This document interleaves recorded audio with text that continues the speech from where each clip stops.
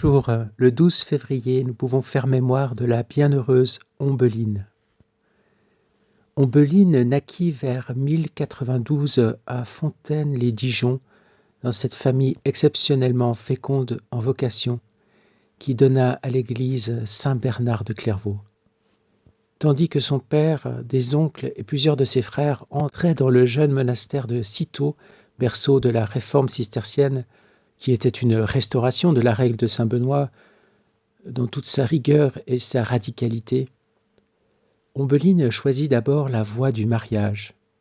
Épouse d'un seigneur de haut rang, elle mena pendant un temps une vie mondaine, entourée de richesses, d'apparat et de plaisirs, conforme aux usages de la noblesse de son époque. Mais cette vie ne comblait pas la soif plus profonde de son âme.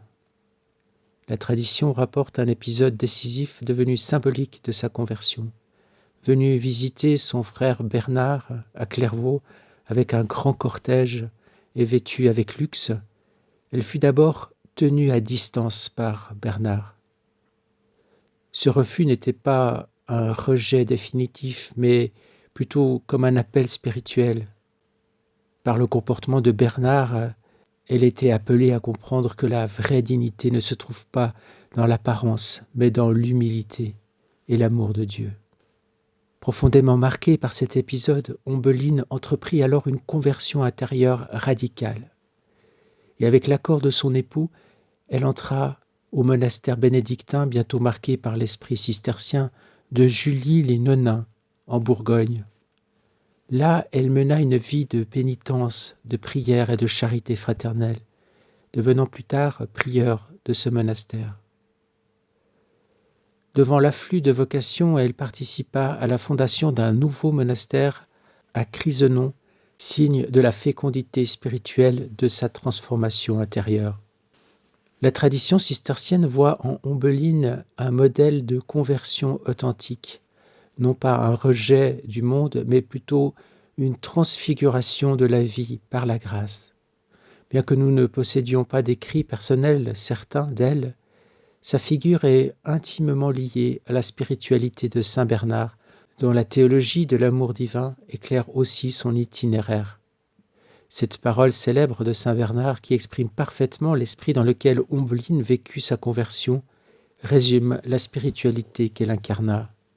Citation : « La mesure de l'amour de Dieu, c'est de l'aimer sans mesure. » Ombeline mourut vers 1141 dans la paix de Dieu, laissant le souvenir d'une femme passée de la recherche des honneurs humains à la recherche exclusive de Dieu. Son culte, confirmé plus tard par l'Église, demeure vivant dans la tradition cistercienne. La bienheureuse Ombeline rappelle que la sainteté n'est jamais réservée à ceux qui ont toujours vécu dans la perfection. Elle est offerte à tous ceux qui acceptent de se laisser transformer par la grâce. En elle, l'Église contemple la puissance de la conversion, capable de transformer une vie mondaine en une vie totalement donnée à Dieu, dans la simplicité, la prière et la paix.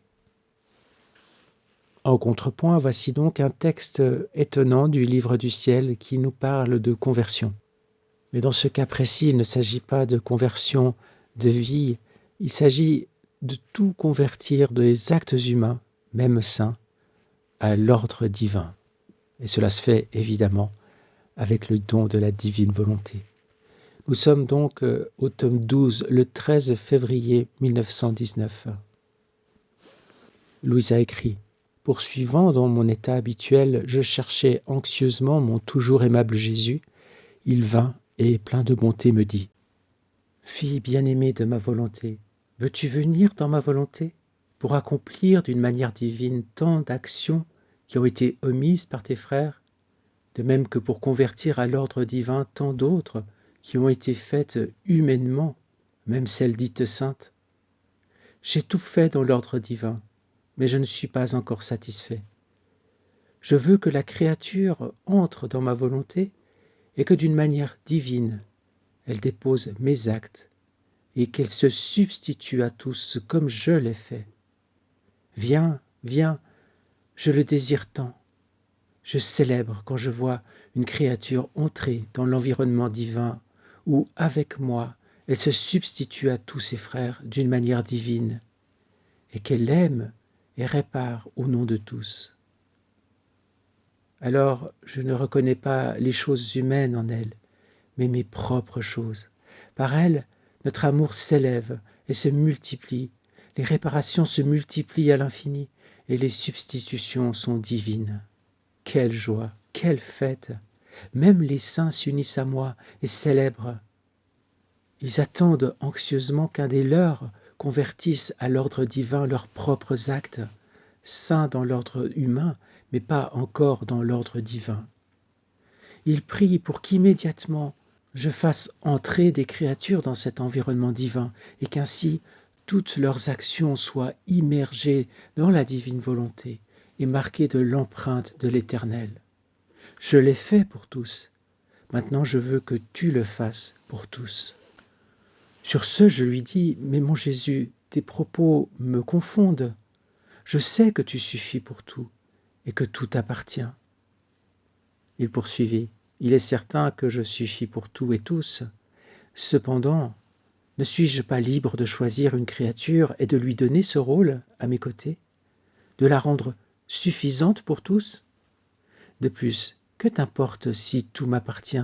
Ne puis-je pas te donner ce qui m'appartient? Tout te donner cause mon plein contentement. Si tu ne corresponds pas et n'acceptes pas, tu me déplais. Tu trahis cette chaîne de grâce que j'ai déposée en toi à cet effet. Je suis donc entré en Jésus, et j'ai fait ce qu'il faisait. Et oh, comme je voyais clairement tout ce que Jésus venait de me dire. Avec lui, je devins multiplié en tous, même en les saints. Mais une fois revenu à mon corps, quelques doutes s'élevèrent en moi. Et Jésus me dit, un seul acte de ma volonté, même d'un bref instant, est rempli de vie créatrice. Et quiconque contient ma volonté peut en un instant donner la vie à tout et tout préserver. De ma volonté, le soleil reçoit l'existence, la lumière, la préservation de la terre, la vie des créatures.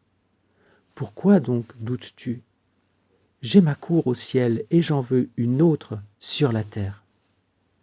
Peux-tu deviner qui formera cette cour?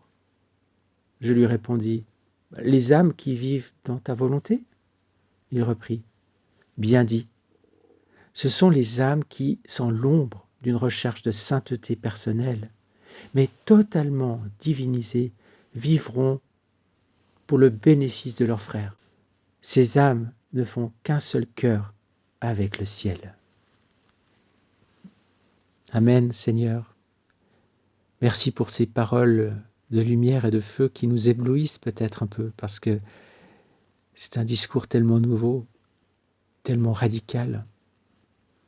Nous voulons accueillir, Seigneur, ces paroles, qu'elles viennent descendre dans notre rien, dans notre humble état de créature pécheresse. Nous voulons te demander ce grand don de ta divine volonté, de pouvoir vivre dans ta divine volonté, de cesser de nous rechercher nous-mêmes, de cesser de donner vie à notre volonté propre, à nos petits objectifs humains, afin que ta vie puisse s'installer et s'établir, s'enraciner dans notre être. Et à l'exemple de Louisa et de ce que tu nous dis à travers Louisa aujourd'hui, que tu dis à Louisa et que tu nous adresses aussi à nous, eh bien, nous voulons entrer en toi, Seigneur, et rejoindre toutes les créatures, toutes les personnes humaines, depuis Adam jusqu'au dernier que tu créeras et à qui tu donneras vie sur cette terre. Et nous voulons venir réparer toutes choses, nous substituer à tous ces actes humains qui auront été faits, qui sont faits, qui seront faits, pour les plonger dans ta divine volonté, afin de leur apporter le sceau de l'éternité. En ce jour, nous voulons tout particulièrement te présenter la vie d'Ombeline, la bienheureuse Ombeline, de Saint Bernard et de tous les moines et moniales cisterciens à travers les siècles. Nous voulons te les présenter.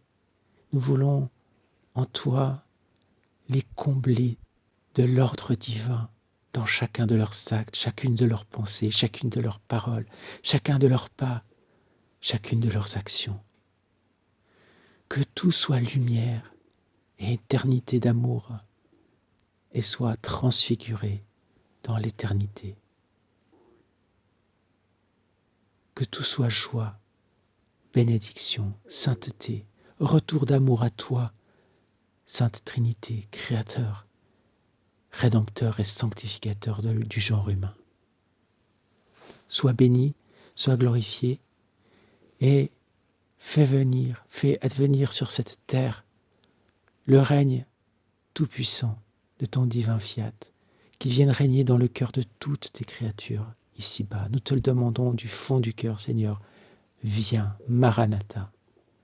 Loué sois-tu, et qu'à chaque instant de ce jour, nous restions unis à toi, et que nous entrions en toi pour vivre dans l'éternité bienheureuse. Amen. Fiat. À demain, soyez bénis. Bonne journée.